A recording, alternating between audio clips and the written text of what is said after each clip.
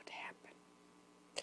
Our idea was that if, when the sun rose, we saw nothing of the giant and no longer heard his howls, which still came faintly through the darkness, growing more and more distant, we should conclude that he was dead and that we might safely stay upon the island and need not risk our lives upon the frail rafts. But alas, morning light showed us our enemy approaching us, supported on either hand by two giants nearly as large and fearful as himself, while a crowd of others followed close upon their heels.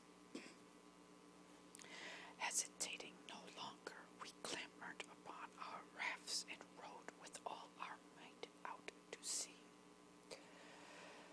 The giants, seeing their prey escaping them, seized up huge pieces of rock and, wading into the water, hurled them after us with such good aim that all the rafts except the one I was upon were swamped, and their luckless crews drowned, without our being able to do anything to help them. Indeed, I and two of my companions had all we could do to keep our own raft beyond the reach of the giants, but by the dint of hard rowing, we at last gained the open sea. Here we were at the mercy of the winds and waves, which tossed us to and fro all that day and night. But the next morning we found ourselves near an island upon which we gladly landed. There we found delicious fruits, and having satisfied our hunger, we presently lay down to rest upon the shore. Suddenly we were aroused by a loud rustling noise, and starting up, saw that it was caused by an immense snake which was gliding towards us over the sand. So swiftly it came that it had seized one of my comrades before he had time to fly, and in spite of his cries and struggles, speedily crushed the life out of him in its mighty claws and proceeded to swallow him. By this time my other companion and I were running for our lives to some place where we might hope to be safe from this new horror, and seeing a tall tree, we climbed up into it, having first provided ourselves with a store of fruit off the surrounding bushes. When night came, I fell asleep, but only to be awakened once more by the terrible snake, which, after hissing horribly around the tree, at last reared itself up against it, and finding my sleeping comrade, who was perched just below me, it swallowed him also, and crawled away, leaving me half dead with terror. When the sun rose, I crept down from the tree with hardly a hope of escaping the dreadful fate which had overtaken my comrades. But life is sweet, and I determined to do all I could to save myself.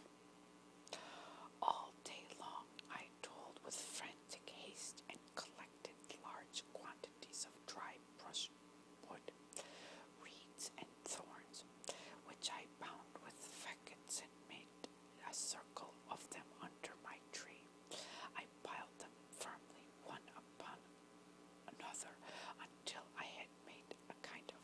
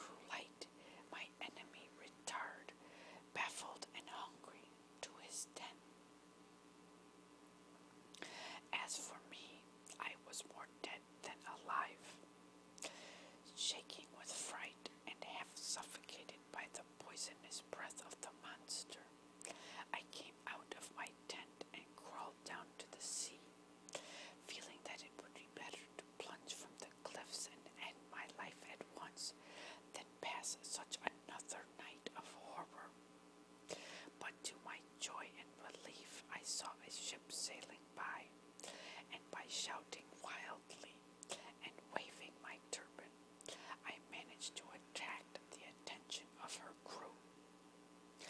A boat was sent to rescue me, and very soon I found myself on board, surrounded by a wondering crowd of sailors and merchants, eager to know by what chance I found myself in that desolate island. After I had told my story, they regaled me with the choicest food the ship afforded, and the captain, seeing that I was in rags, generously bestowed upon me one of his coats. After sailing about for some time and touching at many ports, we came at last to the island of Salahat, where sandalwood grows in great abundance.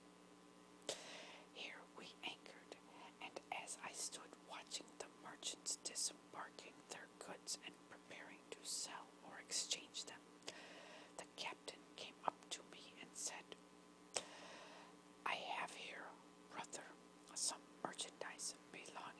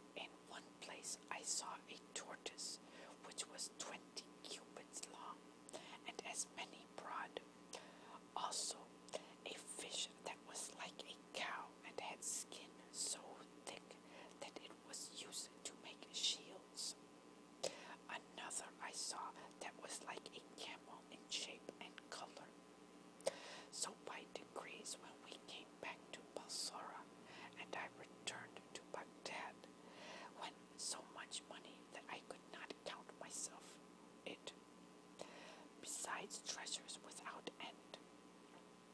I gave largely to the poor and bought much land.